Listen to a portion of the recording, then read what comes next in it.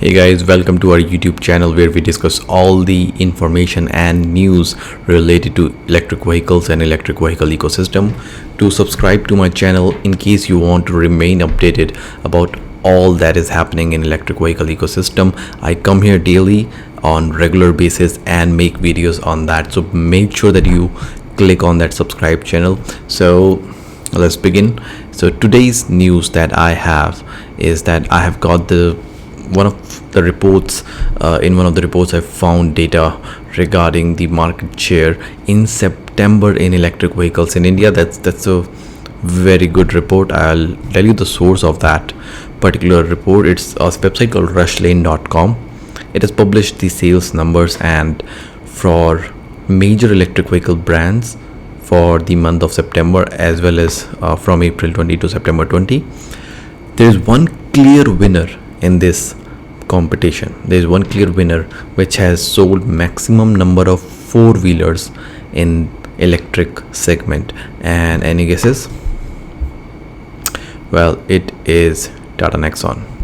So I cannot show you the report because it's their report. It won't be right to share the report, but I can definitely discuss the gist of it, or at least tell you that Tata Nexon has 61% market share in September.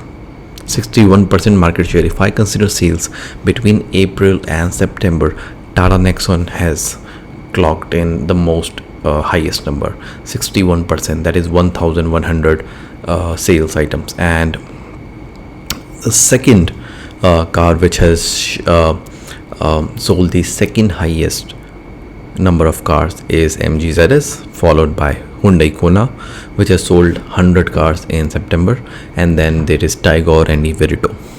But 61% is a big number. If you look at the overall number, this year it's pretty low. If you want, for this financial year, right now we are at 1800 electric cars. Last year we sold 3400. Before that we sold 3600. So the number is very low considering that we are one of the highest populated countries in the world. We are the fifth biggest car market in the world, and the number is pretty slow. However, if you look at the share wise, Tata Nexon EV appears to be the clear winner here. So yep, that's one big news that I came across today, and I wanted to share it with you guys. Anyway, second car is MG ZS, and then it is Hyundai Kona, and then it's Tigor and Everito. There is no mention of E2O in the E2O. I'm not sure if people are buying it or not right now. Okay, so moving on to the next piece of news is that BMW has it's not an electric car, but I still thought that it's pretty exciting to share that news still. So BMW has commenced pre-booking for its model Gran Coupe BMW M8. It's a four-door coupe. In case you're wondering what is coupe, it's a you can go to the website of BMW and you can book it for 50,000 rupees, and it's 2 series Gran Coupe. And in case you're wondering what is a Gran Coupe or what is a coupe, then just let me explain it to you what a coupe is. As you can see, a car which I'm showing right now, a coupe is different from sedan is that the roof of the coupe at the end of the car, it slides down. Now if I show you a comparison between a coupe and a sedan, as you can see on my screen right now, that the car on the bottom is a sedan, but the car on the top is a coupe. I hope I'm pronouncing it right. Now these cars normally have 2 doors, but they can also have 4 doors. But a sedan, if you see, the back of the car is not really declining at a very sharp rate, but a coupe, the roof of the car, as we proceed to the end of the car, it declines at a very sharp rate. So that's what coupe is, and that's what this model is all about. The only difference is that it's a 4-door coupe. And let me just share my screen and show you guys. You can go to the website, and alright, you can go to the website and you can book this car there. Just press the pre-book button. You'll find all the images and technical specification. I won't be going into the technical specification because it's not an electric car, but just check it out in case you're interested. And moving on to the next news, guys, that is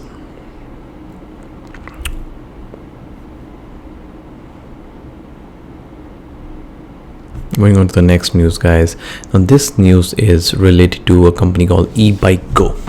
Now what e-BikeGo is that it's a shared electric mobility platform, and what they have entered a partnership with a company called SR. So that's, from what I can gather, is that SR is it's a public policy firm. It's a public policy formulation and advocacy firm, and they have partnered with that firm as a strategic partner, and they will be deploying 10,000 electric bikes to various e-commerce and logistics companies, which again I would repeat which I have repeated in my last two videos, that there are many companies and articles coming out that the biggest or one of the biggest use case of electric cars, electric bikes, and especially electric three-wheelers is in delivery companies, logistics companies, and e-commerce companies.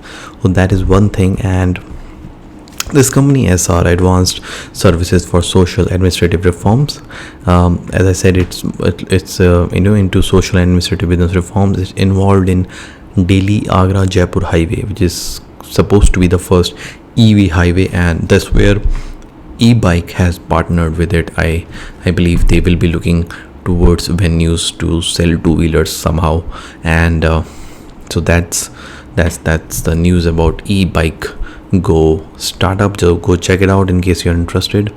And moving on to the next news, guys. Now this news I've already shared yesterday also, that many car manufacturers are in India are urging the government for a lower tax rate, and there is an article in scroll.in which discusses that high tax rate is coming a roadblock for car makers.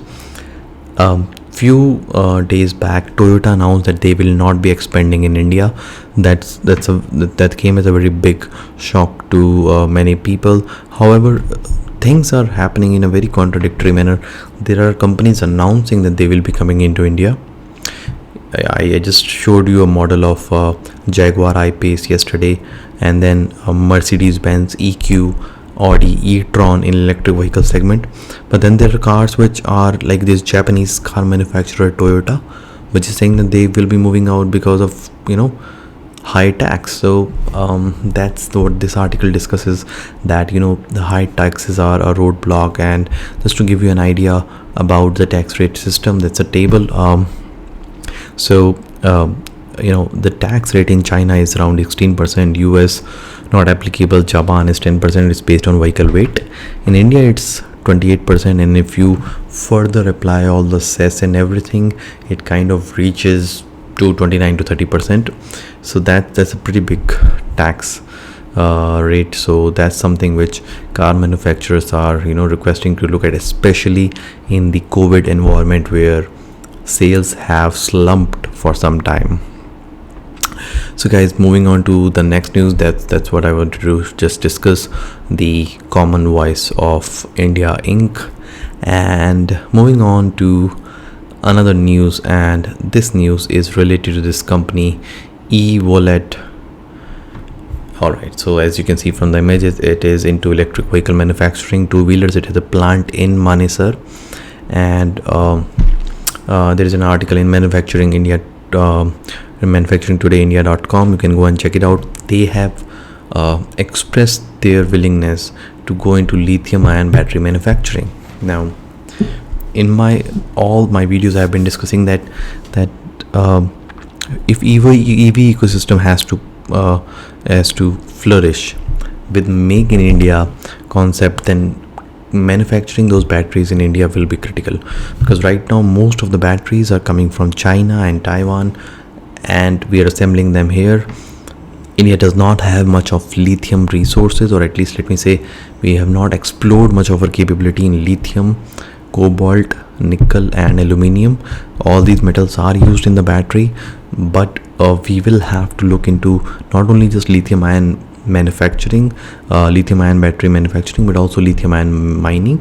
So that's one thing which this company has expressed its interest, and as I discussed in last video, that there has been no announcement from current battery companies like Amar Raja Battery or Excite Battery, which indicates that they will be going into electric vehicle battery. So there has been no announcement as of now. Now, moving on. So this particular company, which is part of the Risala group, it's keen on setting manufacturing and assembly in Telangana. Now this Telangana state names is coming up in all articles, all news, and it looks like that it's pretty lucrative for EV startups. And in one of my last videos, I have also discussed that for lithium ion mining and manufacturing, two states, Gujarat and Telangana, hold pretty good potential. Now, as I said, it has currently a 1.4 lakh square feet plant in Manesar, and it is looking to also acquire three-wheeler manufacturers in India. Now, also one interesting thing is that the founder team is from Army, and they are also into aerospace sector and also UAVs, drones manufacturing. So definitely they are looking to establish a factory in Telangana, and it might hint on a trend where the vehicle manufacturer is also going into battery manufacturing. So like Tesla was a car manufacturing company, then it went into battery manufacturing. So I believe that now there is a trend that we are seeing, that the vehicle manufacturing companies, even Indian two-wheeler or three-wheeler manufacturing companies, will or might go into battery manufacturing.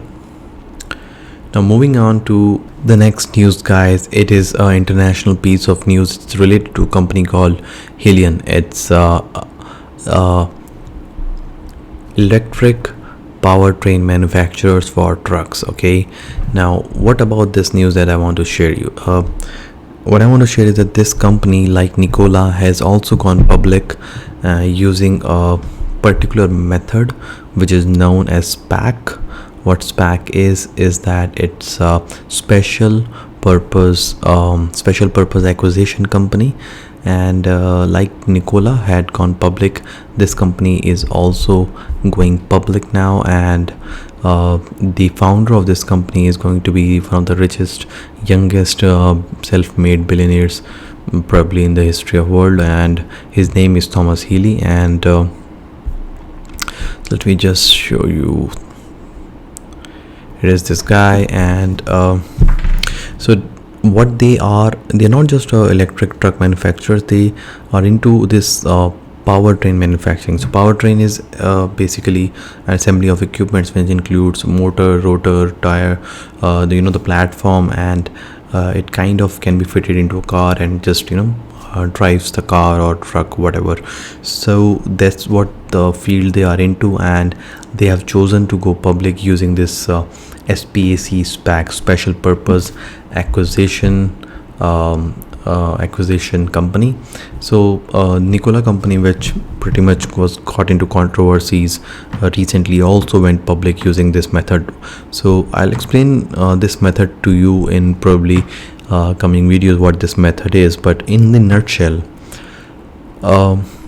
zero check company or a shell company is created which raises money from public and then acquires the original company. For example, in this case, this particular company, Helion, and that's what is going. This trend is really picking up, and even Securities Commission of USA is also now looking into it, because it looks pretty dangerous. Like a shell company which has no revenue whatsoever just raises the money and then acquires 2 or 3 companies using that money. In case they don't acquire, they return that money to shareholders. So that's what this SPAC model is anyways. So but what we can definitely conclude is that there is a lot of enthusiasm among customers, especially in USA, and investors. If you're raising that much amount of money using this SPAC method, I mean, definitely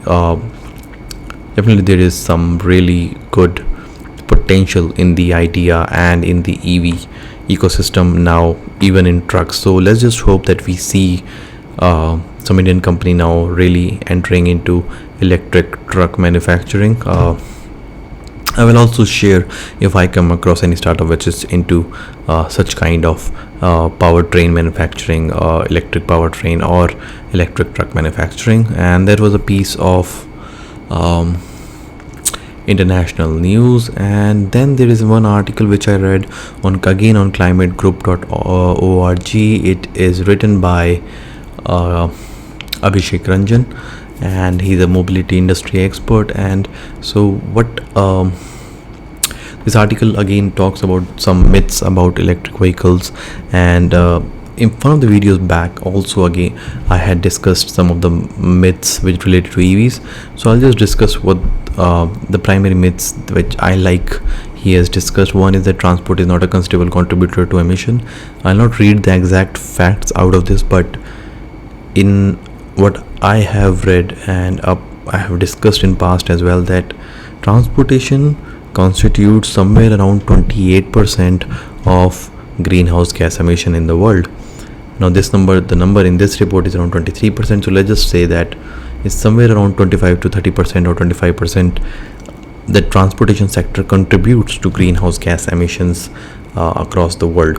So one thing that definitely adopting electric vehicles will bring on table is that the greenhouse gas emission will definitely go down. That's one of the myths that is there around. And second is that emission impact of electric vehicle is more than ICE vehicle. Some people say that there is a lot of greenhouse gas emission in manufacturing of electric vehicle. You are manufacturing batteries, you are manufacturing motors, and that according to many people is more for ICE. So if you take full lifetime greenhouse gas emission, they say that emission of electric vehicle may go up or more than the ICE, but that's what this article proves that no, that's not the case. And then there is a report from transportenvironment.org that is there, that is shown. Let me just this is the graph which is shown, and then this graph is pretty big, but let me just show you the first two bars. So this showing what this is showing is that life cycle emission of CO2, and as you can see it is highest for petrol followed by diesel, and all these cars which are on the right are electric in various other countries like Germany, Poland and Sweden. So as you can see it is reducing and it is less for electric cars. So that's what this study tries to prove. It tries to debunk these myths, and then so definitely good. And then there is one article which on Telangana Today which is saying that Telangana is really pushing for electric vehicle, is one of the first states to come out with the EV policy. And I mean all the articles I've read, all the things which I have discussed today or in past had somehow related to Telangana. Many companies are launching vehicles in Telangana. Many companies are trying to establish factories in Telangana. So even today I discussed this company Evolet, which is trying to manufacture or trying to establish a factory in Telangana. So definitely Telangana is the one state that we will have to look out for. And then there is another report on teslarati.com where Tesla has been invited by Karnataka government for establishing its gigafactory, and post the Twitter tweet by Elon Musk on entry into India. I have already told that Tesla has already decided to put a research laboratory in Bangalore. So now we have to look whether they are going to go for a factory or not, and if Tesla is going to come to India, what is the route they're going to follow. Because if they're going to follow a CBU route, a completely built unit imported into India, is going to attract a lot of taxes, 40% import duty and freight and shipping charges, and the car will end up around 50 lakhs with 500 kilometer range. And Hyundai Kona, which offers same range, is of 28 lakhs. So definitely there will not be any competition. Probably CKD, completely knocked down or manufactured in India, is the only route they will look up to. So we'll have to see that, we'll have to wait for that. So I guess this was all I had to discuss about the news items in electric vehicle today, guys. So I hope you liked it. In case you liked it, please hit the like button and do subscribe to my channel in case you want to remain associated with all the latest news in the electric vehicle ecosystem, which I share daily on regular basis on this channel. So do hit that subscribe button. See you in the next video. Till then, goodbye.